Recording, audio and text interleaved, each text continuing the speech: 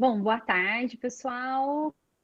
É um prazer estar aqui em mais um seminário de análise funcional com vocês. Hoje nós vamos ter o seminário da Lindinês. Agradeço muito, Lindinês, por ter aceitado o convite para dar esse seminário para a gente, tá certo? E agora pode ficar à vontade, então, para iniciar. Obrigada. Ok, obrigada, Elisa. Boa tarde a todos. Na verdade, eu queria começar agradecendo a Elisa pelo convite. É um prazer imenso, né, estar podendo participar desse seminário, certo? E hoje eu vou apresentar para vocês resultados que foram frutos de estudos no meu doutorado, estão sendo, na verdade, com meu orientador, né, o professor Nassib, e o meu seminário tem como título Lineabilidade de operadores multilineares somantes. O que eu vou apresentar faz uma interseção com duas grandes áreas de análise funcional, lineabilidade e operadores somantes. Dessa forma, vamos começar com o conceito clássico, né, a definição clássica do que é lineabilidade, que foi terminologia cunhada em 2005 por Gurari, Aron e Selwani, certo?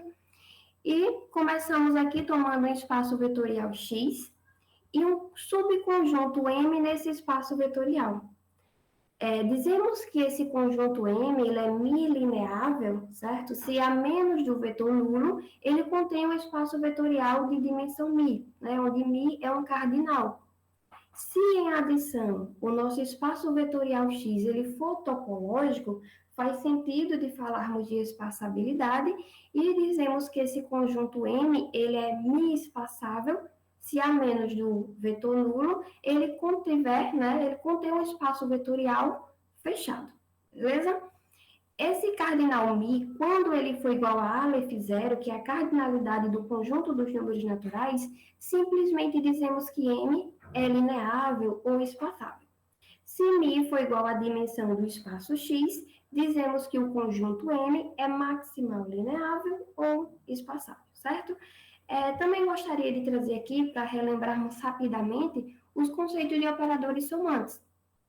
A gente diz que um operador T definido, operador linear T, definido entre espaços de Banach, E e F, é RS somante, se a gente garanta a existência de uma constante C, né, maior do que zero, de modo que essa desigualdade aconteça.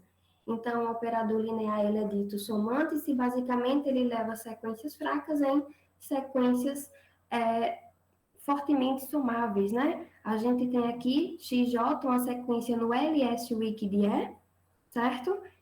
E a partir de T, a gente tem que a sequência gerada pelo operador T aplicada em cada uma das entradas de XJ, vai ser R fortemente somável.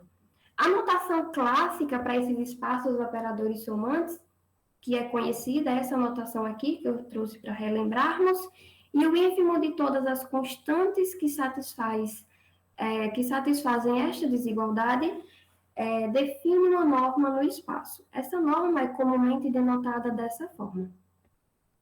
Essa noção ela foi generalizada para o contexto de operadores multilineares, e assim a gente tem a definição de operadores multilineares múltiplos somantes, certo? Um operador T multilinear definido entre espaços de Banach é dito RS somante, e aqui eu chamo a atenção para esse parâmetro S, onde S é, na verdade, agora uma M upla, certo? Esse operador T ele é dito RS somante se novamente essa desigualdade acontece para uma constante C maior do que zero. Tá? A essência da noção ela se mantém mesmo nesse contexto multilinear, e a notação também segue de forma natural, e o ínfimo, novamente, o ínfimo das constantes que satisfazem essa desigualdade define uma norma no espaço, certo? E aqui a gente tem que essa norma, ela é geralmente denotada dessa forma. Esse MS aqui é para representar os múltiplos somantes. Lineabilidade, né, é um conceito que ele abre espaço para investigações nos diversos contextos matemáticos. Hoje a gente vai focar no contexto do ambiente dos operadores somantes. E levando em consideração essa interseção, eu vou falar brevemente e trazer um panorama breve com relação a resultados encontrados na literatura, que são resultados que estão exatamente nessa interseção, lineabilidade e operadores somantes.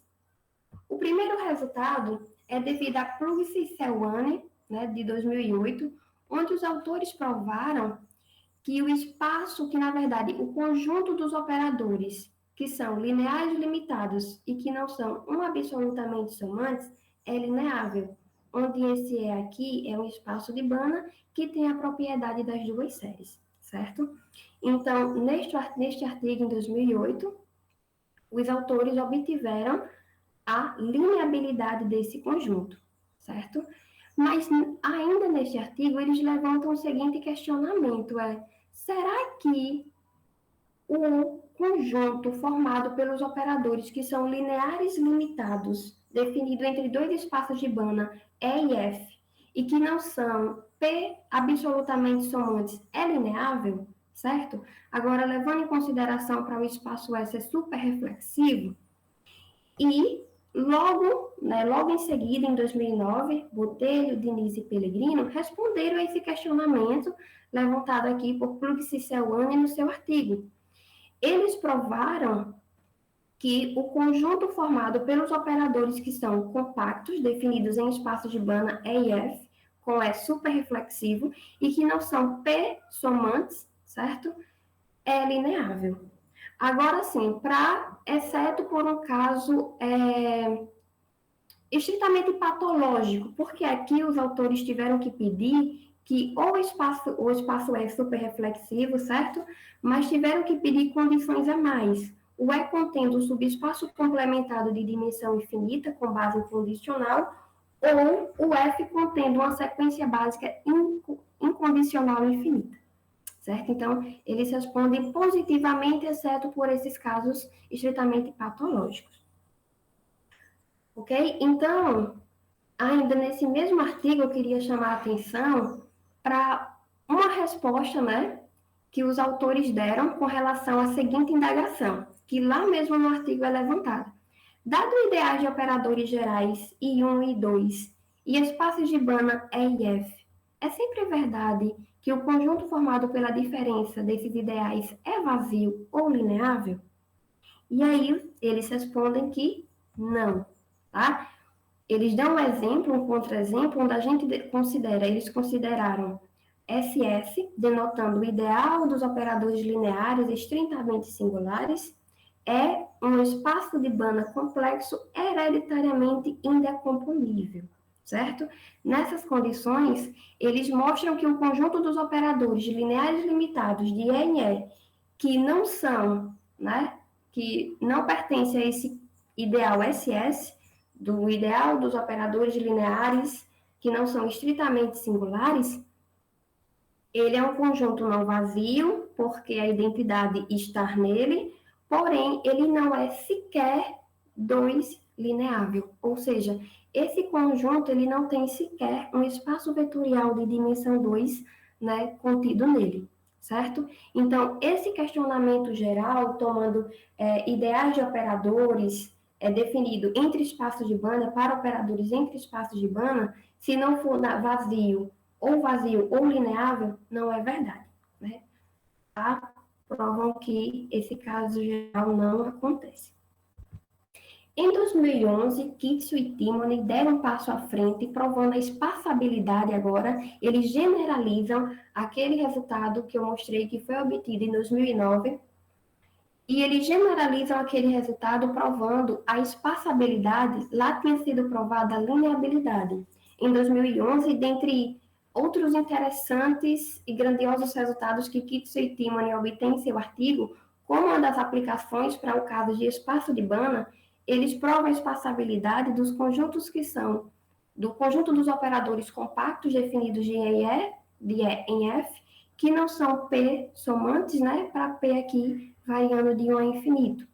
E no caso do E, sendo um espaço de Banach superreflexivo. Então, Kitson e Timoney generaliza o resultado obtido em 2009. Em 2015, agora a gente vai, né, eu peço que a gente relembre aquele questionamento, deixa eu voltar rapidamente aqui, desse questionamento que foi levantado no artigo de Botelho, Pellegrino e Diniz, em 2009, com relação a ideais gerais de operadores, né, entre espaços de banda. E a gente viu que a resposta foi negativa. Só que em 2015, Hernandes, Ruiz e Sanches, eles deram um passo adiante e eles lidam com a espaçabilidade exatamente de ideais de operadores como aqueles que foram questionados, né, com aquele conjunto que foi questionado algum tempo antes. Só que aqui eles provam sim a espaçabilidade desse conjunto, mas para espaços de banda E e F, com uma condição bem interessante que eles chamam de sigma reproduzível. Então, se o espaço E ou o espaço F for sigma reproduzível com o ideal I1 completo, né, na norma do ideal, então esse conjunto ele é espaçável, né? É um resultado que engloba muitos resultados de lineabilidade até então provados, certo? Porque recai em vários espaços E e F, como estamos falando de ideais de operadores gerais, certo? Desde que E ou F seja sigma reproduzível. E aqui eu queria chamar a atenção para o seguinte: nesse artigo dos autores em 2015, eles dizem, um espaço sigma reproduzível, se o espaço já é sigma reproduzível, então ele não é hereditariamente indecomponível, certo? Então, eu vou voltar aqui e a gente vê que esse exemplo foi obtido exatamente para o caso em que o espaço de Banach é hereditariamente indecomponível. Então, a gente percebe que os autores aqui em 2015, eles tomaram cuidado de considerar espaços com propriedades que já iria descartar esses espaços que dariam problema, que seria não ser hereditariamente indecomponível, certo? Ok. Em 2022, né, muito recentemente, Alves e Turco, eu acho que é assim, eles investigam a espaçabilidade no conjunto das aplicações P-compactas lineares, certo? Que em um certo contexto, a depender das condições, a gente vai ter resultados em espaços somantes. Veja que esse panorama, os resultados de lineabilidade não se resumem a esses poucos, né, a esses poucos resultados que eu estou trazendo aqui nesse panorama, mas sim estamos fazendo a interseção entre lineabilidade e operadores somantes. E a gente sabe que lineabilidade tem aplicações em diversos contextos, mas nos restringimos aqui a essa interseção para termos uma noção do que já vem sendo trabalhado e investigado na literatura. O caso do critério geral aqui de 2015, ele engloba, né, além da classe dos somantes, várias outras classes de ideais, mas, claro, como os operadores somantes formam uma classe de ideal, vai ser completo na norma e tudo mais, para um caso linear e definido em espaço de Banach que seja sigma reproduzível, a gente recai no resultado de Hernandes, Ruiz e Sanches. No contexto quase Banach, nesse direcionamento que estamos, tem um resultado de Tomás, de 2019, onde Tomás obteve a lineabilidade maximal do conjunto dos operadores lineares limitados definidos em LPzinho, certo? Que não são RS, operadores que não são RS absolutamente somantes, para RS aqui, quaisquer variando nessas condições. Aqui o destaque é porque o P está entre 0 e 1.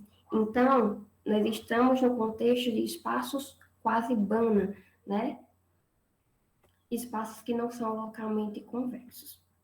E no contexto multilinear, destaco aqui o resultado de Araújo e Pellegrino, de 2017, onde os autores obtiveram em seu artigo a espaçabilidade maximal do conjunto dos operadores que são multilineares definidos na verdade aqui temos formas, né? Formas multilineares definidas em LP que não são múltiplo somantes, né? Que não são múltiplas somantes. Para essas condições aqui, m maior ou igual que 2, P maior ou igual que 2, menor que o infinito, S entre 1 e o conjugado de P, e R menor do que essa constante. nessas condições, eles obtêm a espaçabilidade maximal deste conjunto. E dessa forma, eu encerro o panorama de resultados dessa interseção de lineabilidade e operadores somantes, e vou apresentar brevemente alguns resultados que foram obtidos nos estudos do meu doutorado, no projeto em desenvolvimento com o professor Nassib. Mas antes, eu queria trazer uma nova noção de lineabilidade, que ela foi introduzida muito recentemente, em 2020, por Fávaro Pellegrini Tomás, porque o nosso resultado ele vai nesta direção. A gente trabalha com essa nova noção de lineabilidade, não a noção clássica que eu apresentei no início, certo? A gente vai trabalhar com resultados nessa noção de alfa-beta lineabilidade, que é uma noção que tem um apelo geométrico muito rico. Vamos lá, vamos definir o que significa, né, um conjunto ser dito alfa-beta lineável. Vamos começar tomando um espaço vetorial V, cardinais alfa e beta, com alfa menor do que beta, e um conjunto A contido no espaço vetorial em questão. Esse conjunto A, ele vai ser dito alfa-beta lineável se o A ele já for alfa lineável. Aí lembremos que dizer que A é alfa lineável é porque A menos da origem, o conjunto A contém um espaço vetorial de dimensão alfa, tá certo? E, né, A precisa ser alfa lineável e, além disso, dado qualquer subespaço de dimensão alfa contido em A gente garantir a existência de um subespaço de dimensão beta, certo? Que contenha um subespaço de dimensão alfa e que esteja contido em A. Então, nessa condição, tá? O conjunto A satisfazendo ambas as condições aqui evidenciadas, a gente diz que A é alfa-beta lineável.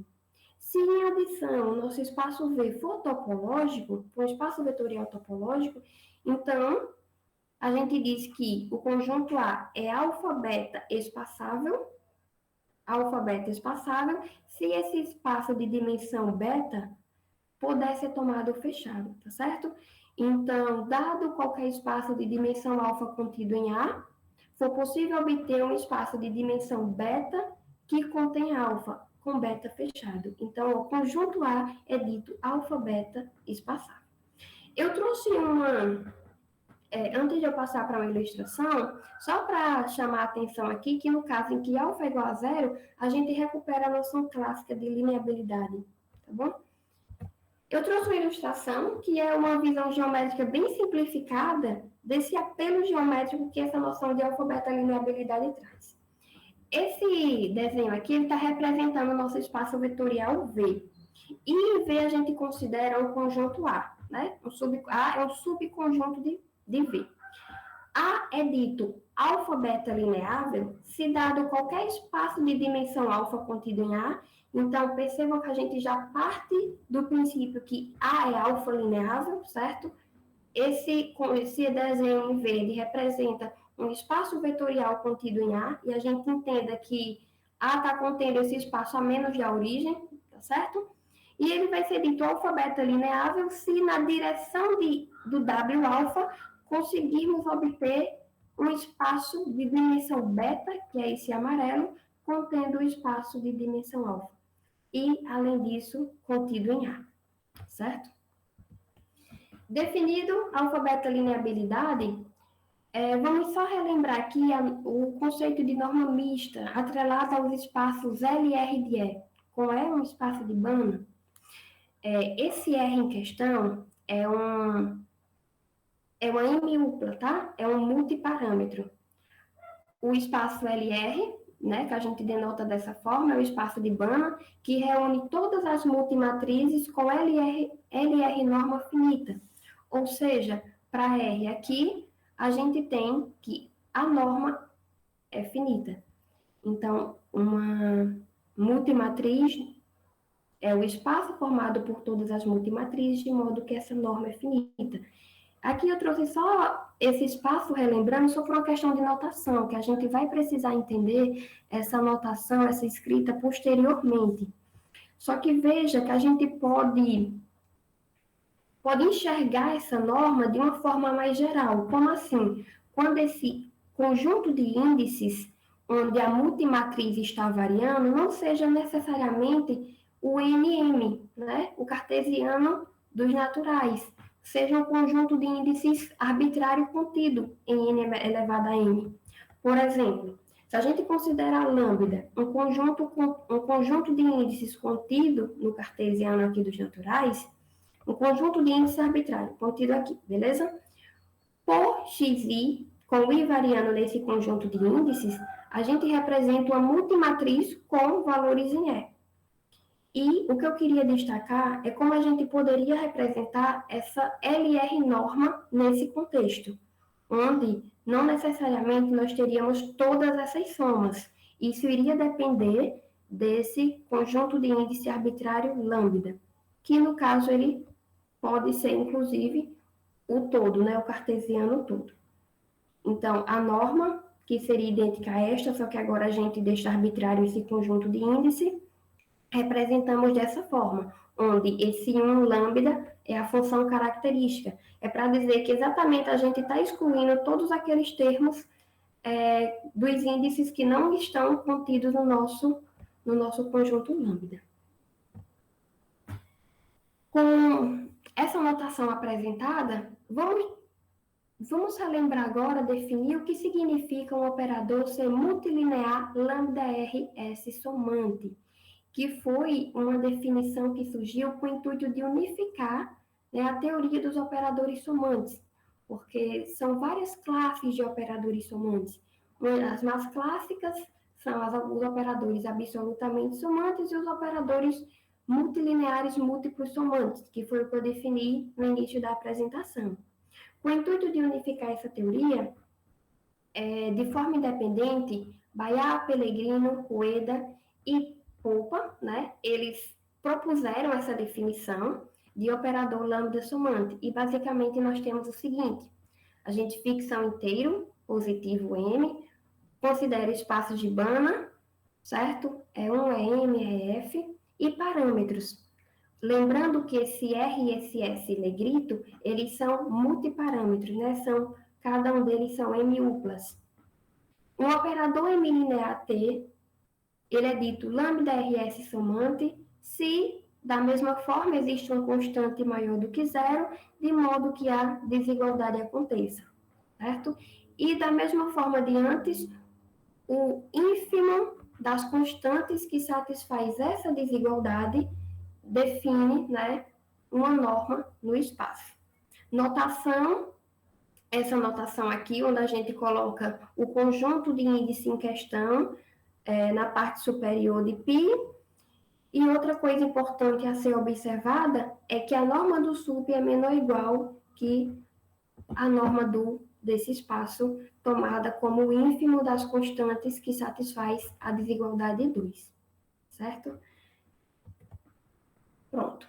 O que é interessante destacar é que essa classe de operadores lambda somantes, ela recupera as classes de operadores somantes que a gente conhece.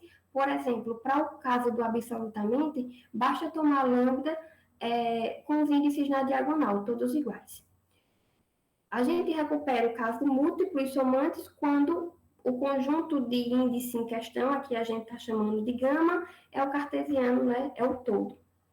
Além das classes intermediárias dessas. Outra coisa importante para destacar, a gente vai precisar dessa noção posteriormente, se a gente tem que o conjunto de índices lambda está contido em gama, está contido no todo, então a inclusão dos espaços é contrária, né? Todo operador que é múltiplo, que vai ser múltiplo somante, será gama somante, que será lambda somante, que será absolutamente somante. A partir de então, a gente, né, a partir dessas noções, desse conceito geral de operador lambda somante, então surgem os seguintes questionamentos. Se nós temos lambda, um conjunto de índices contido em gama, certo? O que podemos dizer com relação à lineabilidade do conjunto dos operadores que são lambda somantes e que não são gama somantes, né? Quanto à lineabilidade desse conjunto, o que é que a gente pode responder? Ou mesmo quanto à lineabilidade do conjunto dos operadores que são multilineares limitados e que não são gama somantes. Faz sentido fazer esses questionamentos? É algo que seria relevante investigar? E aí eu trago o seguinte exemplo para vocês. Vamos considerar espaços de Banach e K, o corpo dos escalares, reais ou complexos. A desigualdade multilinear de Butler-Hill fornece que toda forma M-linear, tá? Forma M-linear definida aqui no cartesiano dos espaços de Banach, ela é múltipla. Essa constante aqui é um somante, onde a gente entende que esse 1 na verdade, é uma upla, né? É só uma questão de notação. E, além disso, essa constante ela é ótima.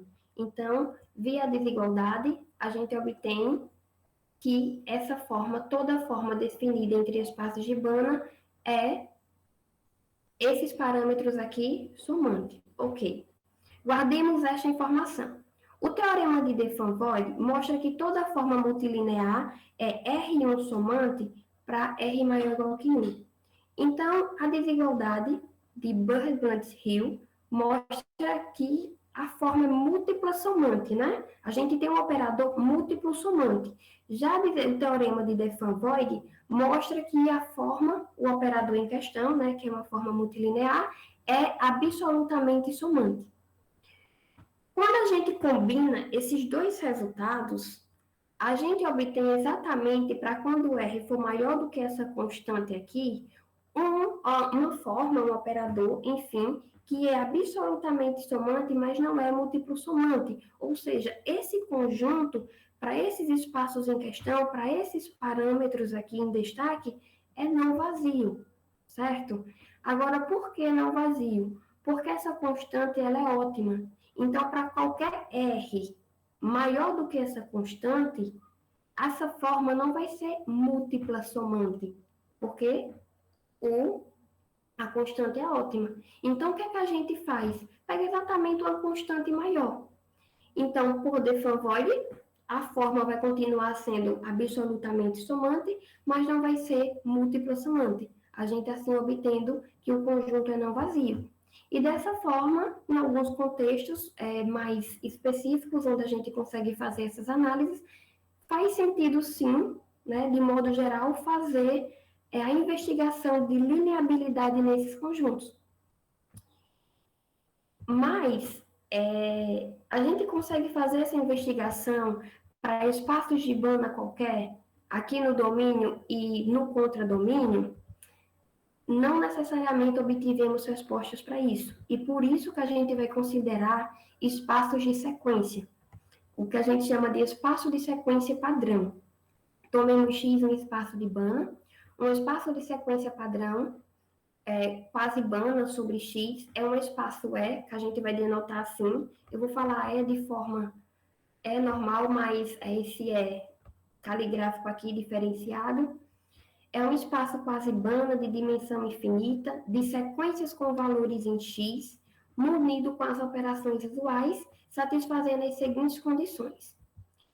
Vamos tomar uma sequência qualquer no nosso espaço de sequência padrão, e para toda entrada dessa sequência, a gente tem que essa desigualdade é válida, ou seja, a norma de cada entrada, no caso em X, porque cada entrada da sequência é um elemento do espaço de Banach X, é menor ou igual que uma constante, a norma da sequência toda no espaço de sequência padrão E, para alguma constante que existe, e valendo para todo J.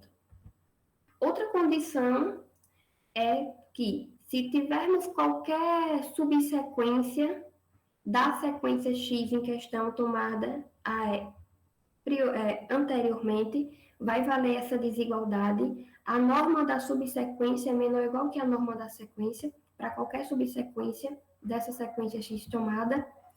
E se considerarmos um subconjunto infinito dos naturais e definirmos uma nova sequência, vamos definir, na verdade, uma nova sequência da seguinte forma. Uma sequência Y, onde as suas entradas YJ são definidas assim. A jésima entrada da sequência y vai ser a iésima entrada da sequência x, que é a sequência nossa inicial, tá? Arbitrária em E, se o j for o ni, certo? A jésima entrada de y é a iésima, vai ser a iésima entrada da sequência x, se o j em questão for igual a ni. Caso contrário, é zero, tá? Vai ser zero a entrada de y. Então, essa sequência y, definida dessa forma, vai atender a seguinte desigualdade. A norma dela é menor ou igual que a norma de x. Na verdade, a gente aplicando a condição 2 e essa condição 3, a gente obtém que essas sequências vão ter a mesma norma, certo? Definidos os espaços de sequência, agora, novamente nos perguntamos, e a lineabilidade desse conjunto? Né? O que podemos dizer quanto à lineabilidade ou espaçabilidade desse conjunto em questão, olhando para a classe dos operadores que são lambda e não são gama somantes, ou olhando para o conjunto maior dos operadores que são multilineares, limitados, mas não são gama somantes. E obtivemos a seguinte resposta. Nosso teorema 1. A gente conseguiu provar que esse conjunto aqui dos operadores de lambda, que não são gama somantes, se não for vazio, ele é um C espaçável. Então, a gente, além de provar que neste conjunto, desde que ele seja não vazio, é possível obter um espaço vetorial fechado, certo? De dimensão C, onde C é a cardinalidade dos contínuos, denoto contínuos, né? Cardinalidade dos reais. Além de provar a existência desse espaço vetorial de dimensão C contido aqui dentro do conjunto, a gente conseguiu provar que, dado qualquer espaço vetorial de dimensão 1 contida no conjunto, a gente consegue um espaço vetorial fechado de dimensão C, que contém esse espaço vetorial de dimensão 1 e que está contido no conjunto, certo? Só para relembrarmos a definição de alfa-beta lineabilidade. Aqui a gente obteve um resultado nessa direção, de alfa-beta lineabilidade, mas para alfa igual a 1 e beta igual a C.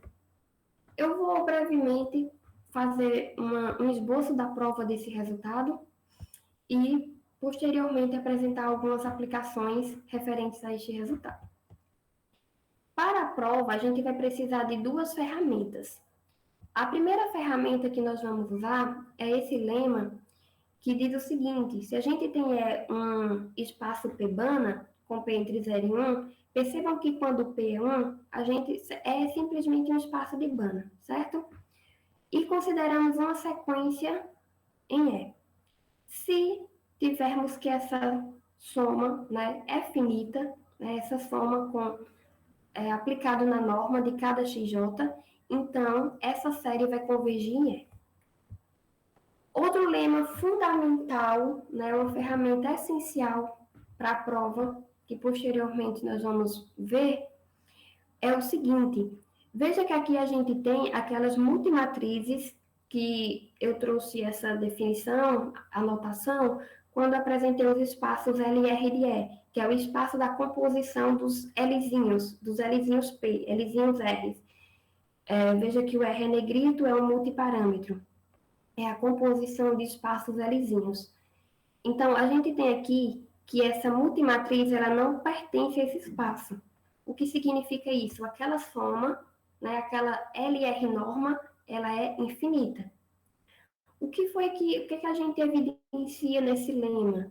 Que se considerarmos N0 um subconjunto infinito de N com cardinalidade de N0 igual à cardinalidade do seu complementar, que é igual à cardinalidade de N, ou seja, todos esses conjuntos têm cardinalidade Aleph0, então, se fizermos apenas os índices J nas multimatrizes variando apenas no N0 ou apenas no seu complementar, a gente ainda vai manter a propriedade dessa multimatriz não pertencer ao LR de E, certo? Então,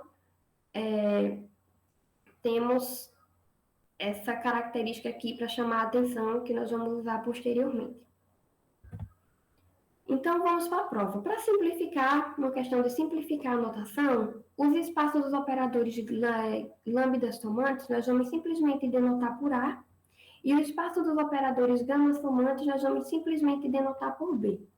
Então, vamos considerar que o conjunto A menos B, né, é não vazio, e tomamos um operador nesse conjunto, que é não nulo. Se esse operador ele está em A e não está em B, então, do fato de T não pertencer a B, ou seja, T não é um operador gama somante, então, porque existem sequências fracas, para cada J, com J variando de 1 até M, para cada sequência fraca, no L, o J, o líquido é J, certo? Veja que aqui o nosso parâmetro do lado direito é o U, por isso, o J. Existem essas sequências fracas aqui, tais que a norma, tá? Essa norma vai ser infinita, né? Do fato de T não pertencer a B. Ok.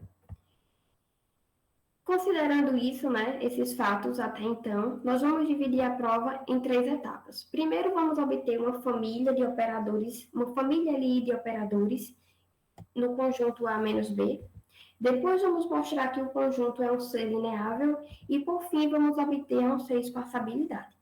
Comecemos com a existência dessa família LI de operadores em A menos B. O operador T, ele é não nulo, né? Já que ele não pertence a B, ele é não nulo. Então, já que ele é não nulo, significa dizer que existe um elemento no domínio, tal que T, nesse elemento, é diferente de zero. Só que, vamos lá, o nosso espaço, ele está caindo na sequência, o nosso operador, ele tem como contradomínio o espaço de sequência padrão. Então, T aplicado em x0 é uma sequência. É uma sequência não nula. Se é uma sequência não nula, significa que alguma entrada, para algum J0, né, essa entrada da nossa sequência é diferente de zero. É um valor não nulo. Ok, guardemos essa informação. Por 4, que é este resultado aqui crucial, que surge do fato de T não pertencer a B, essa norma ser infinita, do fato do operador não ser gama somante, e pelo lema 2, a gente consegue, né, existe esse conjunto N1 dos naturais, infinito, com a mesma cardinalidade de N, de modo que o J0 a gente toma nesse N1 e a norma vai continuar sendo infinita, agora para J, variando em N1, certo? Veja que a gente tem essa particularidade. Antes, era T aplicado em ZI, onde ZI são as sequências no L, U, J, wiki, de EJ, de modo que a soma é infinita. Vamos olhar agora apenas para J em N1. Outra escrita importante que a gente vai precisar é essa decomposição dos naturais, onde a gente escreve os naturais como a união de subconjuntos infinitos, 2 a 2 disjuntos, certo? E cada conjunto desse dos naturais, cada subconjunto desses naturais, cada NK desse, os seus elementos são denotados dessa forma. O NK, a gente fixa o K e varia o J. Então, todos os elementos do NK são escritos dessa forma. Fixa o K, varia o J. Quando a gente varia J e K, a gente obtém todo o conjunto dos naturais. É uma decomposição clássica do conjunto dos números naturais em técnicas para obter lineabilidade de conjuntos. O que, na verdade, a gente está fazendo aqui é utilizando a técnica do operador mãe, né? Veja que a gente está partindo de um operador do vetor mãe, né? Que nesse caso é um operador, no nosso caso particular. A gente parte, né? Considera o conjunto não vazio, então esse é o nosso vetor mãe, e a partir dele nós vamos construir essa sequência de operadores LI em A menos B. Ok. Considerando essa decomposição dos naturais, o que é que nós vamos fazer agora? Definir os nossos operadores TKs, certo? Operadores definidos da seguinte forma. A gente vai dizer exatamente como é as entradas, como são as entradas desses operadores aplicado em cada X no domínio. Então, a entrada do operador TK aplicada em X, a NJ iésima entrada dessa sequência vai ser 0 se o I for diferente de K, ou seja, se esse I aqui for diferente do K que indexa o operador, e vai ser a Jésima entrada do T em X se o I for K. Então, o nosso operador TK, ele é essencialmente uma redistribuição. É exatamente isso. O operador TK aplicado em qualquer elemento do domínio, o seu resultado é uma redistribuição das entradas do operador T, certo? Entre aspas, é uma redistribuição, essencialmente. Da forma que esses operadores TKs estão sendo definidos, a gente obtém uma igualdade na norma. Para todo x no cartesiano, TK de x vai ser a norma no espaço de sequência padrão vai coincidir com a norma de t de x. Para todo x. Isso, consequentemente, leva a operador TK ter a mesma norma que o operador T, certo? Para todo K. Além disso, esses operadores TKs, nessa família de operadores que a gente acabou de construir, ela vai ser uma família de operadores linearmente independentes. Por quê? Porque esses operadores, aplicados em cada X, eles vão ter suporte de juntos. Então, sai naturalmente a verificação de que é uma família LI. Com isso, a gente obtém, né, a família de operadores que desejávamos a priori. Vamos provar agora que o conjunto é um ser lineável. Então, para provarmos a unilineabilidade, eu já vou começar aqui com a definição de um operador especial que a gente denotou por psi. O nosso espaço lembrando que o nosso espaço A, lembrando que é o espaço dos operadores lambda somantes, ele é um espaço Pebana. Então, a gente considera um operador psi definido em LP, assumindo valores em A. Esse operador psi, ele é definido da seguinte forma. Para cada sequência A em LP, o psi de A, que é um operador, temos que provar isso, né? O psi de A é um operador lambda somante. A gente define a partir das entradas da sequência A. Eu não coloquei aqui, perdão, mas se a gente tomar A em LP, esse Azinho aqui, as entradas dele a gente denota por alfa-J, certo? As suas entradas, A é igual à sequência formada por alfa-J. Então, a gente define a partir das entradas da sequência A e dos operadores TKs que a gente obtém na etapa anterior. Então, alfa1 com T, mais a soma com J variando de 2 até o infinito de alfa-J TJ. Ah, está aqui na frente. Está exatamente aqui. Onde A é a sequência alfa-J pertencente a LP.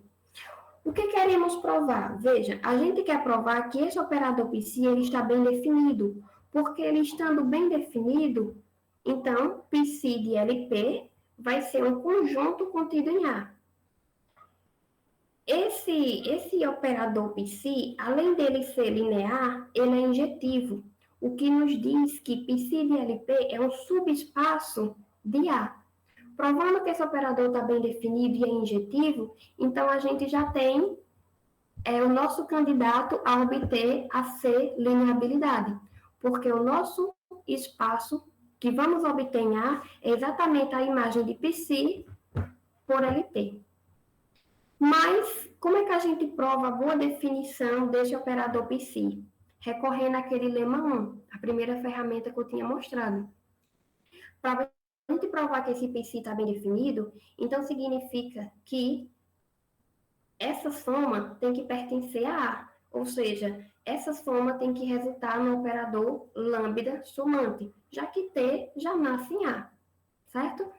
Então, consideremos uma sequência em LP e queremos mostrar que essa soma converge em A.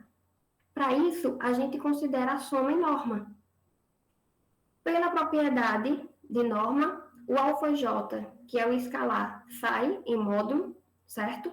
A gente já viu que cada TJ tem a mesma norma que T, a norma em A. Então, a norma de TJ é a norma de T. Então, aqui é nada mais do que uma constante que pode sair da soma. A gente faz isso aqui, obtendo somente a soma com αj elevado a P. Mas essas entradas αj pertencem exatamente a uma sequência em LP. Então, se é uma sequência em LP, essa soma é finita. Se essa soma original que a gente partiu é finita, pelo lema 1, a sequência em questão, que ela está aqui, a série em questão, converge em A. Se a série converge em A, o operador psi, que eu chamei a atenção anteriormente, ele está bem definido. E pela sua definição, da forma que ele foi definido, ele vai ser claramente linear. O detalhe aqui que a gente tem que provar é que esse psi é injetivo, certo? Agora, outra coisa que eu gostaria de chamar a atenção é a gente ter inserido o operador T aqui na definição da psi. Essa escolha é exatamente para que no final a gente não tenha obtido somente a lineabilidade ou espaçabilidade. A gente tenha obtido a 1C lineabilidade ou, posteriormente, a 1C espaçabilidade. A injetividade de psi, ela sai considerando, relembremos, né, que na verdade, logo no início da prova, a gente tem que ter não nulo, então existe x0, existe j0, de modo que a entrada da sequência não nula, e a gente trabalha exatamente com esses elementos. Seja A em LP, tal que a psi de A é nula. Então, a gente tem que provar que cada um dos alfajs é nulo para provar a injetividade. Então, se a psi é nula, a psi de A é nula, a psi de A aplicada em x0 é zero, só que pela definição, isso aqui tudo é zero. Essa primeira parcela ela vai se anular, porque o J0 foi tomado em N1, e os operadores TJ, eles só têm entradas não nulas em NJ, e como o J0 é N1, e aqui não tem nenhuma, o J é maior do que 2, maior ou igual que 2, vai resultar somente essa parcela. Então, essa parcela é igual a zero. Como T de x0 é diferente de zero, significa que o alfa1 é zero. Os alfa-j para j maior ou igual que 2, C0, sai do fato dos TJs terem TJ de X terem suporte de juntos. O trabalho maior nessa prova é exatamente provar que o alfa1 é zero, que é a partir dessa ideia aqui. Logo, a imagem de psi de LP contida em A é um espaço de dimensão infinita que contém T, tá? Contém o nosso operador T. O que nós temos que provar agora é que essa psi de LP, ela não pertence a B. Então, para isso, a gente considera a sequência fraca que é satisfeita para o fato de T não pertencer a B, ou seja, o T não ser um operador gama somante. E vejamos que a psi de A não pertence a B, para esse A não nulo considerado. A gente tem dois casos a considerar. O caso em que esse alfa1 ele é zero e o caso em que o alfa1 é diferente de zero. Eu trouxe um dos casos e o outro segue de maneira bem parecida. Vamos aplicar aqui a definição. A psi de A aplicada em ZI é isso aqui. A gente não fez nada além do que aplicar a definição da psi.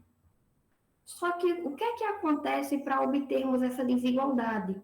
A gente não olha mais para entradas das sequências variando em todos os naturais. A gente olha variando apenas em N1, então a soma diminui. Se a soma diminui, se daqui para cá a soma diminui, a gente obtém o maior ou igual. E dessa forma, veja que os índices estão variando em N1, só que nenhuma das entradas aqui da sequência tá, é diferente de 0 em N1. Então, essa parcela se anula, restando-nos apenas essa parcela. Então, a gente fica com a norma de alfa1T aplicada em ZI com K em N1, que vai coincidir com a norma de T em N1. E a gente já viu Aqui o alfa saiu em módulo, tá? Porque é constante. Então, vejam, a gente obtém essa desigualdade pela monotonicidade da quase norma, a gente aplica todos os multi-índices I, né, variando aqui em gama, o que nos garante que a psi de A, veja, deu infinito. Logo, a psi de A não pode pertencer a B. Não é um operador gama somante, certo? E dessa forma, tem um caso alfa 1 igual a zero, mas segue de forma bem parecida, é um pouco até mais simples. E dessa forma a gente obtém a 1C lineabilidade. Rapidamente eu vou comentar aqui sobre a 1C espaçabilidade e a gente tem um candidato natural. Qual foi o nosso espaço de dimensão C contido no conjunto A? A imagem de psi, por LP. Então, nosso candidato natural a obtermos a espaçabilidade é o fecho do espaço. Então, nosso objetivo agora é provar que o fecho não pertence a B. Então, a gente toma um elemento no fecho, que a gente chama de operador S.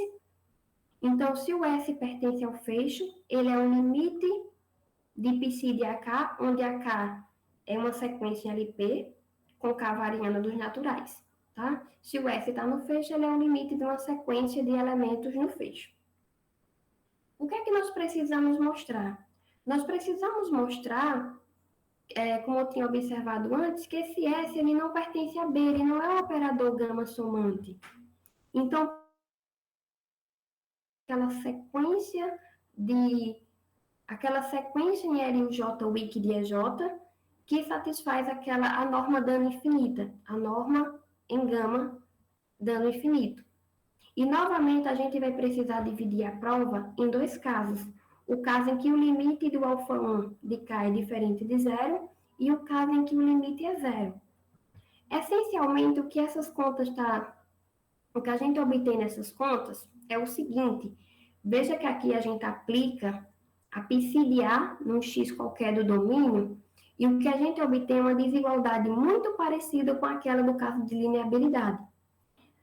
Quando a gente toma o limite, né, quando a gente substitui o X pelas sequências fracas VIs, certo? E toma o limite em K, a gente obtém essa desigualdade e mantém, e a gente obtém que o operador S aplicado em ZI é maior ou igual que esse limite vezes a norma de T aplicada em ZI. Esse limite aqui, então, a questão está nesse limite. A gente sabe que esse limite existe. Como a gente está considerando o caso ele diferente de zero, quando a gente toma a norma, a LR norma, então, como sabemos que essa norma aqui é infinito, por esse maior ou igual, pelo fato desse limite existir e não ser nulo, a gente obtém, vejam a igualdade aqui, a norma de S na LR norma com o índice gama dá infinito. Então, S não pertence ao espaço dos operadores gama somantes. De modo bem parecido, a gente prova quando o limite dá zero, certo? São contas bem parecidas, então, rapidamente aqui, só para enfatizar, o detalhe é que, como a gente está considerando o caso desse alfa 1 dando zero, esse limite de alfa 1k dando zero, o detalhe é a gente considerar um certo índice I zero, de modo que o alfa seja diferente de zero, de modo que o limite seja diferente de zero. E por que existe algum limite de alfa j que elevado a k com limite em k que seja diferente de zero? Porque se todos fossem nulo, o operador S tomado no fecho seria nulo. Então, isso não acontece, né? S é não nulo. Então, basta considerar esse fato e as contas vão sair naturalmente bem parecido que o caso anterior. Então, com isso, a gente prova que S não pertence a B, e isso nos diz que o fecho da psi de LP está contido em A e não está contido em B, com T pertencente a esse conjunto, a psi de LP. Então, dessa forma, a gente obtém a 1C espaçabilidade. Alguns resultados consequências, que são consequências desse teorema 1, eu trouxe aqui para vocês. Veja que aqui a diferença é que a gente não coloca uma classe somante, lambda, gama de operador, lambda, gama somante. Aqui a gente coloca o conjunto dos operadores multilineares limitados. Aí poderíamos nos perguntar, peraí, Lindinês, você acabou de provar o resultado para aqui, sendo desse lado esquerdo, uma classe de um operador somante. Não iria sair naturalmente? Sairia naturalmente o resultado se estivéssemos com a noção clássica de lineabilidade. Mas agora, essa noção de alfa-beta-lineabilidade, ela não nos dá essa implicação direta. Esse resultado, ele vai sair, digamos que um corolário da prova. Essencialmente, seguindo os mesmos passos, a gente consegue provar esse teorema 2. E em casos particulares, onde nosso espaço de sequência é LP, certo? Onde a gente pode considerar os operadores, classes clássicas de operadores somantes como absolutamente múltiplo, a gente consegue, né, resultados de o conjunto ser vazio ser um ser espaçável. Algumas aplicações que a gente obteve a partir do resultado. Primeiro, aplicações no contexto quasi-Banach, certo? Maddox, em 1987, ele prova que o operador identidade definido de LP em LP, ele não é RS absolutamente somante, para quaisquer RS variando de 1 a infinito, e o P entre 0 e 1. Então, a gente está no contexto quasi-Banach. A identidade é um operador linear limitado, que não é RS absolutamente somante, para o caso de LP com P entre 0 e 1. Então, a partir de então, a gente já sabe que esse conjunto aqui, dessa proposição 1, ele é não vazio. Que, inclusive, essa proposição, talvez a gente consiga lembrar, esse conjunto foi trazido lá no panorama de um resultado obtido por Tomás. Ele obteve a lineabilidade desse conjunto.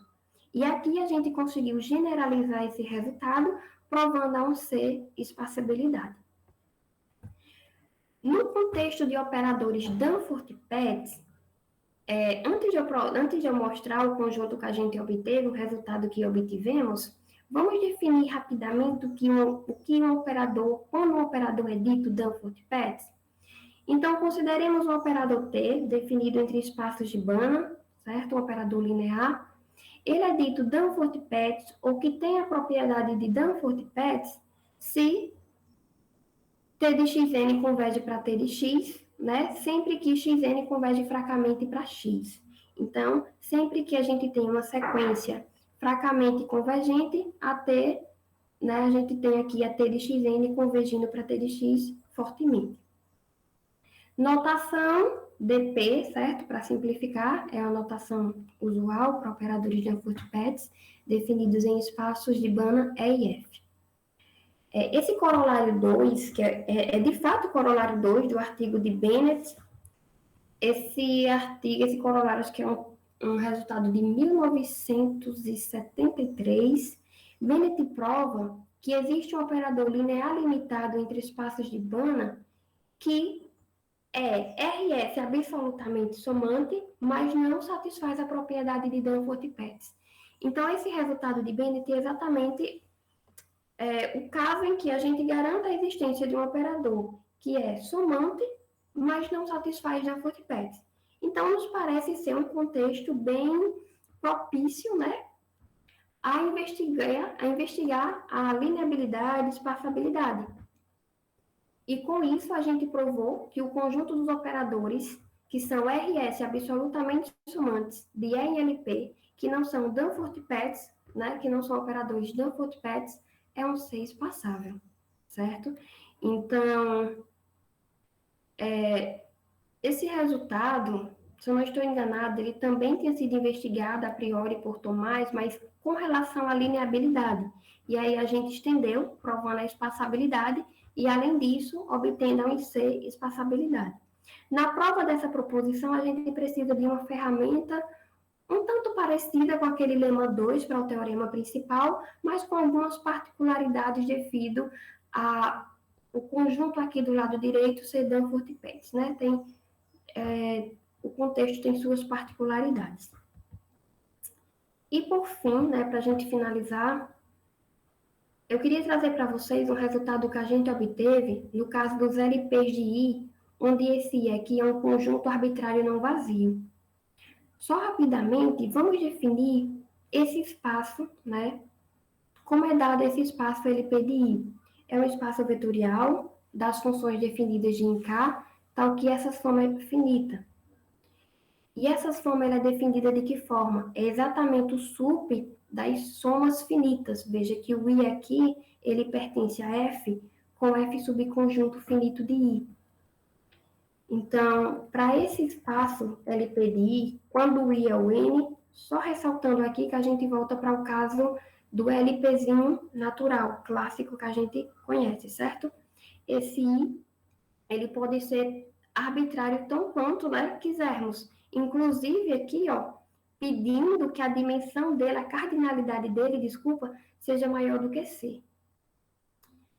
Essa proposição 3 que nós obtivemos foi utilizando argumentos semelhantes aos aplicados por Favro Pellegrini e Rueda em 2020, onde, no artigo, eles provam a alfa-cardinalidade I, lineabilidade deste conjunto. Do conjunto que é, dos operadores que são, né, lineares, limitados, definidos de E em L2, que não são absolutamente somantes. Agora, o detalhe é que é L2 de I, onde o I tem uma cardinalidade absurdamente grande, se assim pudermos dizer, tá bem? Então, esse resultado é bem parecido com o Teorema 1, só que, veja que a gente vai um pouquinho além, obtendo aqui alfa, e não 1. Agora, sendo alfa menor que a cardinalidade de I, e I tendo a cardinalidade maior do que C. Então, a gente pede um pouquinho a mais, né? Pede um pouquinho a mais sobre esse LP, essa IUPLA, esse I aí, então, com a cardinalidade absurdamente grande, e obtém essa alfa cardinalidade I, lineabilidade, tá bom? Algumas referências, principais referências, algumas do panorama, a maioria daqui são referências do panorama que eu trouxe, certo? O artigo onde foi definido, onde foi trazida essa noção de alfa-beta-lineabilidade de Favro, Pellegrini e Tomás, tá bom? Artigo do Maddox, Plug-Selwane, enfim. Obrigada, e é isto. Deixa eu ver se eu consigo voltar aqui. Elisa, ok? Ok, obrigada, Lindinei. Estava tentando ligar o meu microfone aqui, desculpa. Eu paro a apresentação ou eu mantenho os slides, Elisa? Oi, perdão? Eu paro a apresentação ou mantenho? Acho que pode fechar nesse momento a apresentação. Bem, antes de passar para a pergunta, só agradecer, Lindinês, muito obrigada pelo seu seminário, muito interessante. Você fala muito bem, vou aproveitar para elogiar, muito calma, muito tranquila, conseguiu passar. Tem umas coisas ali que são muito complicadas e duras, né? Mas conseguiu passar várias ideias gerais ali de forma bem interessante. Muito obrigada, Lindinei. Eu passei um pouquinho do tempo, não foi, Elisa? Me desculpe, eu tive que correr no final. Não tem problema. Um pouco mais, né, calmamente, mas eu tive que correr para não fugir tanto do tempo. Passou 2 minutinhos só, não tem problema nenhum. Bom, nesse momento eu vou passar para perguntas, então. Alguém gostaria de fazer alguma pergunta para a Lindinês, alguma colocação?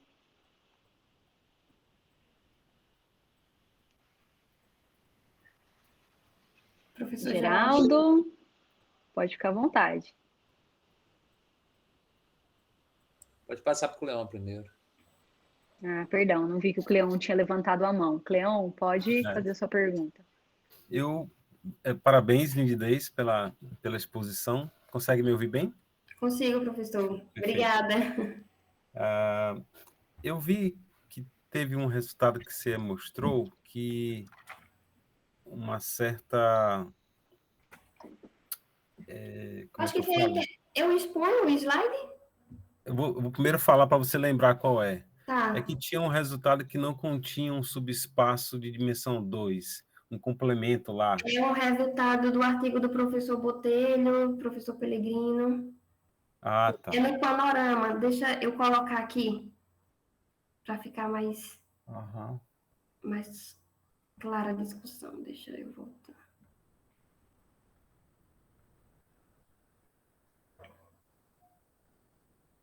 Ó, Esse, é um resultado desse artigo aqui, de 2009, onde eles respondem este questionamento, né? Se é esse resultado que está se referindo? acho que é esse mesmo. Ó, ele não contém, o conjunto, ele não contém sequer um subespaço de dimensão 2. É. Não, mas tinha um outro que era das aplicações lineares do E no L2, das somantes no E no L2. O EL2.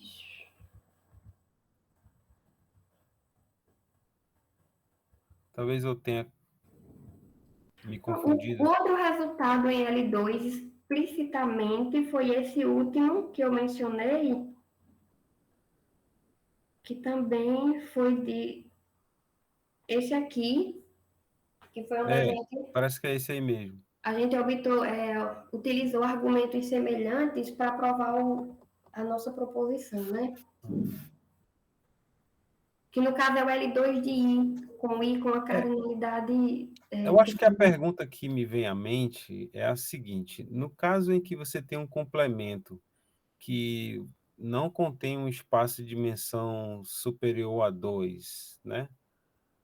Ou até mesmo igual a 2 de Que não dimensão contém. que não contém.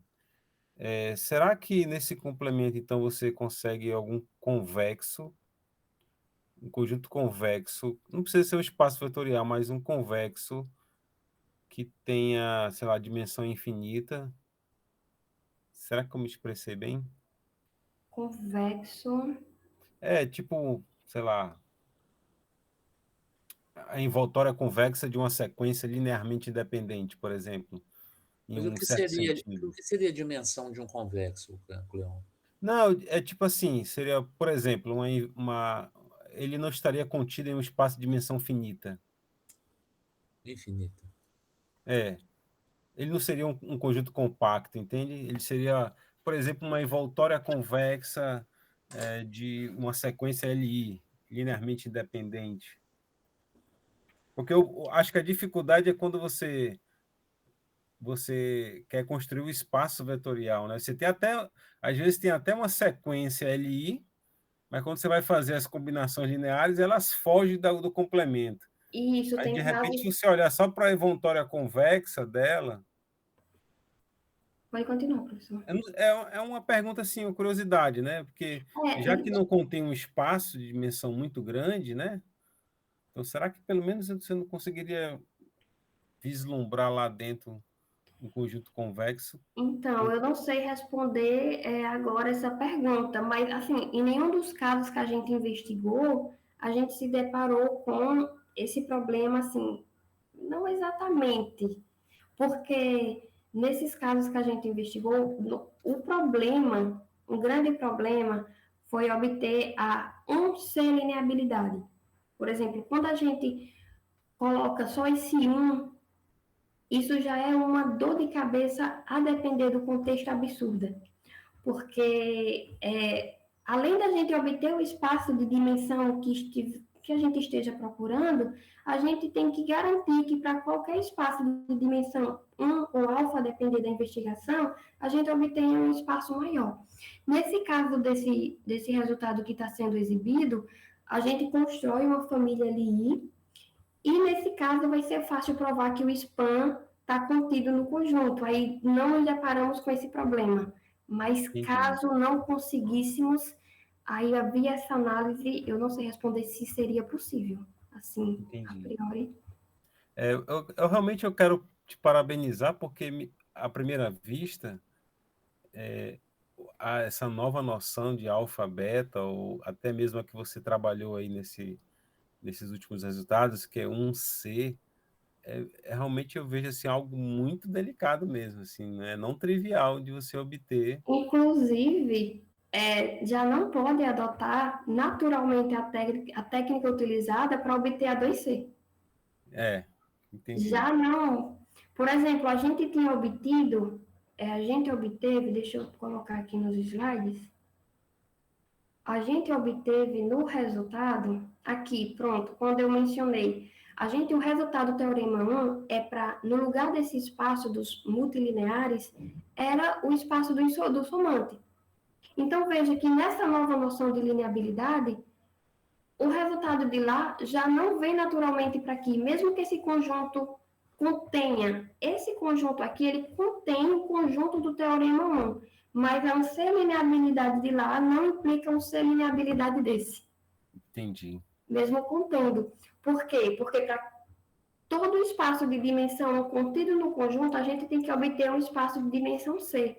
Quando a gente olha para o conjunto lá, é uma coisa, é um conjunto menor. Quando a gente olha para esse, teve elementos que a gente investigou lá, tem elementos aqui que a gente não investigou lá. Por exemplo, pega um espaço de dimensão 1 que não esteja contido nos lambdas somantes, esteja apenas contido nos multilineares limitados. Então, estaria fora do conjunto do teorema 1.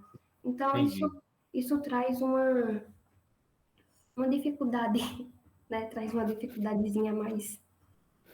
Tá bom. Parabéns. Obrigada, professor. Obrigada, Cleon. Deixa eu só ratificar uma coisa aqui, com licença. A sua pergunta foi se poderia haver uma envoltória convexa, de dimensão. Na verdade, eu não estou familiar com o termo. Dimensão da envoltória, dimensão do cônigo, alguma coisa assim. Não, assim, Nassib. Por exemplo, nesse tipo de problema, você, a partir de vamos lá, vamos falar aqui em teoria, né? Pelo que eu aprendi algum tempo atrás, faz bastante tempo, hein? Você tem um vetor mãe, e aí dele você gera uma sequência LI, né? E aí, quando você considera o span, a dificuldade é mostrar que o span está lá no complemento. Mas o span é muito grande, né? Então, devido a algumas tecnicalidades. Então, a pergunta é, será que, ao invés de considerar qualquer combinação linear, você reduzir as combinações convexas, somente as combinações convexas, será que isso facilitaria, naquele caso específico em que não contém lá um espaço de dimensão pelo menos 2? E quando eu digo dimensão infinita, um convexo de dimensão infinita, seria exatamente, você tem uma sequência infinita, LI, quando você faz a combinação convexa dessa sequência, ela não pode pertencer a um espaço de dimensão finita. Entendeu? É nesse sentido. Perfeito. Eu começaria pegando duas, aí fazia a combinação convexa de duas. Será que está lá? Está entendendo? Perfeito, entendido. O que seria mais ou menos estar no cone positivo, né? Será que no cone positivo E se fosse... cabe lá? Nesse âmbito tem outros, inclusive há outros âmbitos de estudo, né? Não só a respeito de lineabilidade, né? A modulabilidade, coneabilidade, né? Mas a gente não... O esforço é concentrado aí em espaços vetoriais ou... Entendi. Possivelmente fechados, né? Ou lineabilidade ou espaçabilidade, né? Nesses outros âmbitos, a gente não trabalhou. Mas fica aí a pergunta, né? É muito pertinente. Valeu. Geraldo, você gostaria de fazer sua pergunta? Sim. Bom, parabéns, Inês, muito bom. Sua apresentação muito boa, você fala muito bem, matemática muito boa. Obrigada, professor. Tudo muito bom. Parabéns ao Nassib também pela orientação do trabalho, os resultados estão bons. Algumas coisas, vou tentar ser rápido em cada um. Primeiro, esse último resultado que você mostrou não tem nada a ver com os anteriores, não, né? Não, é a parte. Ah, tá bom. É só para trazer um resultado nesse contexto de alfa-beta-lineabilidade que estamos aplicando. Ok. Algumas coisas. Quando você fala em operador Dunford-Pettis, Certo. é bom citar, tanto na tese como nos artigos, que você quer usar a nomenclatura do Dunford-Pettis, beleza, mas é bom citar Dunford-Pettis ou completamente contínuo. Porque hoje, na linguagem moderna, na teoria de ideias de operadores, não se fala mais operador Dunford-Pettis. Você fala operador completamente contínuo. Entendeu? Então, tem gente assim... As pessoas mais velhas sabem que ser Dunford-Pettis é a mesma coisa do que hoje se chama de completamente contínuo. Mas as referências mais recentes, no livro do Distel e tal, fala operador completamente contínuo. Interessante. Que é a mesma definição, mas é bom chamar a atenção que é Dunford-Pettis ou completamente contínuo. Seria uma terminologia mais moderna. Para saber. Moderna, sim. 40 anos para cá. Moderna. Então, Dunford-Pettis está... Dunford-Pettis é muito antigo. No contexto de reticulado de Banach, ainda usa Dunford-Pettis. Mas o pessoal da teoria de espaço de Banach tem usado completamente contínuo. Okay? Geraldo, só para complementar, está citado lá, mas é porque ela passou tanto tempo só estudando Dunford-Pettis, que colou esse nome lá na cabeça dela. Mas está citado. É verdade, professor. Eu não tenho nenhum problema se quiser continuar chamando de Dunford-Pettis. Mas, assim, para uma pessoa menos experimentada, pode não fazer a ligação, que isso é o ideal dos operadores completamente contínuos. Tá? Segundo o seguinte, aquele lema 1 que você fala lá, que no espaço P-Banach, que se uma série é P-somável, então ela é convergente, você colocou aqui como um lema. Você demonstra isso? Eu acho que isso é bem conhecido.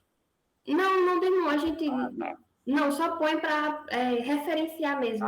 Tá bom. Inclusive no livro de lineabilidade está lá. Pois é, então. Normalmente a gente chama de lema algo que a gente demonstra para provar o que a gente quer. Né? Pronto, que no caso foi o lema 2. O lema 2 foi uma ferramenta que a gente, no processo, a gente teve que construir para obter a prova. Tá ótimo. Outra coisa é o seguinte, eu acho que se for trabalhar só com 1C lineabilidade ou espaciabilidade, eu acho assim que deixa eu tentar explicar. Esse contexto de alfa, beta, lineabilidade é meio complicado de entender o que está acontecendo. Tá certo? E o caso de 1C lineabilidade é o caso minimal. Espaciabilidade, por exemplo, é minimal. Porque o C é a menor dimensão de um espaço de Banach, dimensão infinita. E o 1 é a menor dimensão, né, de um espaço lá dentro. Então, 1C lineabilidade, espaciabilidade, pelo que eu entendo, nada mais é do que toda vez que você pega um vetor não nulo no conjunto que você quer provar, você tem um espaço de Banach contendo dentro do conjunto e que contém o vetor-mãe. Isso. Só isso, mais nada. Isso. Ou seja, é muito mais fácil falar isso do que definir alfa, beta lineável e 1C lineável ou espaçável. Tá? Eu acho assim, fica parecendo assim, que é uma coisa assim, muito elaborada, que o alfa, beta lineável de fato é. Mas quando você cai para 1C, é uma coisa simples. Certo? Que é o vetor-mãe, você vai construir o seu espaço a partir do vetor-mãe e você vai apenas garantir que o vetor-mãe está lá dentro do espaço que você gerou. É isso. Eu acho que a gente talvez continuou mantendo essa notação, o resultado para 1C, porque assim, a priori, a gente tinha conseguido a lineabilidade, tínhamos conseguido a espaçabilidade, só que essa extensão de 1C, ela foi tão qual que a gente precisou daquela ferramenta do lema 2, precisamos mostrar que aqueles limites lá existiam, ou seja, a priori parece tudo ok, legal, mas inserir aquele T na definição de Psi e provar que Psi estava bem definida com a inserção daquele T, foi um pouco mais, teria sido mais simples, porque assim, quando a gente trabalha com a técnica do operador mãe, do vetor mãe, geralmente, na prova da lineabilidade, o vetor mãe não vai. Sim. Né? Então, nessa prova da UC, a gente precisou que ele estivesse lá.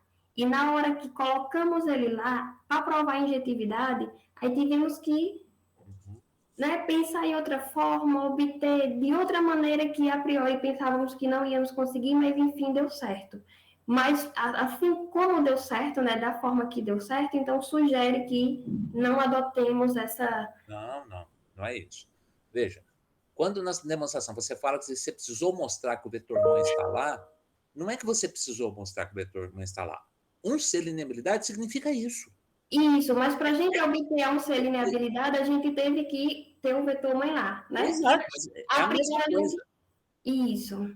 Tá? É a mesma coisa. Não é que é mais do que isso. Não. É só isso. É para cada vetor não nulo contido no conjunto, existe um espaço de banda de dimensão infinita contido no conjunto que contém aquele vetor. Um C, espaciabilidade e lineabilidade é isso. Isso. Entendeu? Então, assim, nada pode usar a definição de um C, tá? Agora, eu acho que quando isso é uma questão filosófica da matemática que eu penso. Eu acho assim, quando você está usando um ambiente muito abstrato, mas na verdade você usa um caso bem particular dele, que nesse caso particular tem uma compreensão mais fácil. Eu acho que deve ser. Se eu estou entendendo bem, Geraldo... Essa compreensão mais fácil. Se eu estou entendendo bem, desculpe a intervenção, você está sugerindo que ela não faça menção ao alfabeto, somente a um C. Não, veja bem, vamos falar que eu estou falando que nós estamos num paper, tá certo? Eu acho que, se for um paper, por exemplo, se ela vai colocar esse último resultado, aí vai precisar do alfabeto. Agora, se não vai colocar esse último resultado, tem só um C, tá certo? Eu acho, por exemplo, que podia falar, usa a mesma notação. Um conjunto é um C linear, espaçável, se para todo vetor não nulo pertencente ao conjunto existe um espaço de banda de dimensão infinita contido no conjunto que contém o ponto. Entendi. Não recorre à definição geral. Isso. E recorre só próxima que vai linha. precisar. E isso é um caso particular da noção de alfa-beta que é estudada no paper tal. Entendeu? Eu acho assim que é mais... não sai carregando a notação de alfabeto, né? Porque você está colocando uma complicação na definição de alfa-beta que não existe nesse caso particular. Nesse caso particular, é só o vetor mãe está lá dentro. Acabou.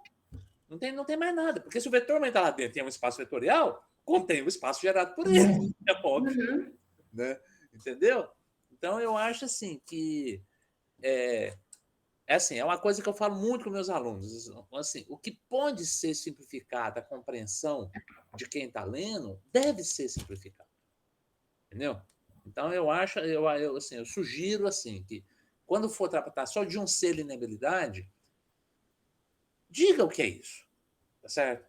É que é muito mais fácil você falar, dá qualquer vetor não nulo, no conjunto existe um espaço de dimensão infinita contido no conjunto que contém o vetor. Ponto. Tá certo? E, em particular, isso é um caso particular do conceito de alfa-beta lineabilidade estudado em tais e tais e tais artigos. Beleza. Entendeu? Eu acho que fica mais fácil da pessoa entender o que está acontecendo. Certo? Fica mais... É só uma sugestão. Tá? Outra coisa aí, só para terminar, é o seguinte: quando você define lá espaço de sequência padrão, tá? Todas aquelas condições lá que você coloca, aquilo já tem sido fartamente estudado, tá? Por outras pessoas que trabalham com classes de sequências, tá? Aquela história lá da sequência tá, então a subsequência tá, e aí a norma é menor ou igual, é o que se chama de norma monótona. Não sei se é isso. Isso, na verdade, eu só trouxe só para a gente lembrar mesmo. Não foi lá. Só aplicamos a definição. A história lá de se a sequência tá, aí você põe zero ali e ela continua também, se chama zero invariante, né? Assim, só para te localizar que são propriedades assim bem estudadas, o que é muito bom, que tem muitos exemplos de classes, de sequências que satisfazem, que satisfazem aquelas condições que vocês querem. Okay? É verdade. Assim, tem uma variedade imensa de espaços de sequência que satisfazem aquilo, que já foram, né, fartamente estudados. Tá? Acho que é só isso. Tá certo? Parabéns, Eu acho que os resultados estão bons, estão muito bons. Okay. Obrigada, professor. Muito obrigada por suas colocações. Você avançou muito, né, de forma não trivial, né? Acho que está muito bom. Obrigado. Obrigada. Obrigada, Geraldo. Oi. Pode falar, Nassib, fica à vontade. Só para fazer um comentário rápido, muito boa essa... Obrigado, Geraldo. Muito boas suas observações. Esse caso 1C, linabilidade, ele pode... concordo com o que você falou. Eu acho que fica o caminho das pedras é esse aí. E esse caso 1C, ele tem inclusive uma terminologia própria para ele, né? Que é uma coisa um pouco mais restritiva, que é um negócio chamado não tem tradução, não sei qual seria a tradução adequada, point-wise lineability, né? Uhum. É exatamente lineabilidade pontual, né? Digamos, talvez, né? É o paper anterior, Daniel, né? Uhum. Que é um caso um pouco mais restritivo desse caso de 1C, né? Então, talvez usar essa terminologia. Inclusive, a Lindinei esqueceu de mencionar que esse caso que é um pouco mais restritivo de 1C, lineabilidade, ele nesse ambiente aí de operadores, as duas noções coincidem, né? Lineabilidade pontual e 1C, essa noção alguma coisa e lineabilidade pontual coincide. Então, de fato, seria melhor tratar dessa terminologia. Pode ser, ótimo. Usando, quer dizer, fazer a apresentação tratando dessa terminologia e só naquele momento naquela situação daquele resultado final, que é um resultado um pouco diferente. Aí sim. Também é um pouco diferente para trazer com o intuito de mostrar, tem outras coisas além de... Aqui é um resultado que não é de um tipo 1C, lineabilidade, né? Espaçabilidade. Lá é lineabilidade. Mas, legal, obrigado. Mas foi ótimo, né, você ter falado, eu estava esquecendo, eu acho que é um trabalho do Anselmo, né? Daniel e Anselmo, exatamente. Exatamente. Então, eles trabalham com espaço de sequências. E, assim, é muito mais fácil. E que eles trabalham com espaço de sequências gerais lá, né? Coisa bem geralzona, fazem bastante coisa. Inclusive, eles mostram exemplos interessantes num âmbito extremamente geral lá. E é interessante também mencionar que esses resultados, claro, é importante, é legal que os resultados funcionam nessa noção, digamos assim, geométrica, né, de lineabilidade, mas, assim, é como se fosse uma resposta um pouco a mais. Ela, claro, é o caso minimal, mas é uma resposta um pouco a mais naquele contexto lá de operadores multilineares, que ali a gente vai o espaço acaba sendo desses espaços P-Banach, né, quase Banach, né? E aí consegue escapar daqueles critérios gerais lá do resultado do Hernandes e dos espanhóis, que Lindenez.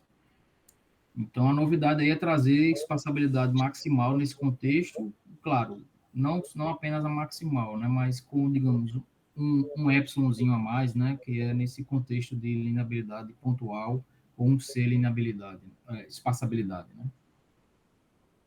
Okay. Obrigado pelos seus comentários, pessoal. Obrigada, Nassib. Obrigada, pessoal. Mais alguma colocação? Não? Bom, se não houver mais nenhuma colocação, eu gostaria de agradecer a Lindinez novamente pela disponibilidade para dar esse seminário para a gente, para trazer aí os resultados fresquinhos, né, da sua tese que está a ser defendida. Muito obrigada, viu, Lindinez? Obrigada ao Nassib também, né? Como o Geraldo comentou, né, parece que os resultados da tese aí estão realmente muito bons. Parabéns para vocês dois. Eu que agradeço, Elisa. Muito obrigada. Obrigada a todos pelos comentários, né? Vão enriquecer muito. E foi uma oportunidade maravilhosa. Já está sendo, né? Por tantos comentários que só agregarão. Obrigada. Obrigada. E obrigada a todos que puderam participar hoje também, né, por estar aqui mais uma vez no nosso seminário, prestigiando. Então, muito obrigada, pessoal.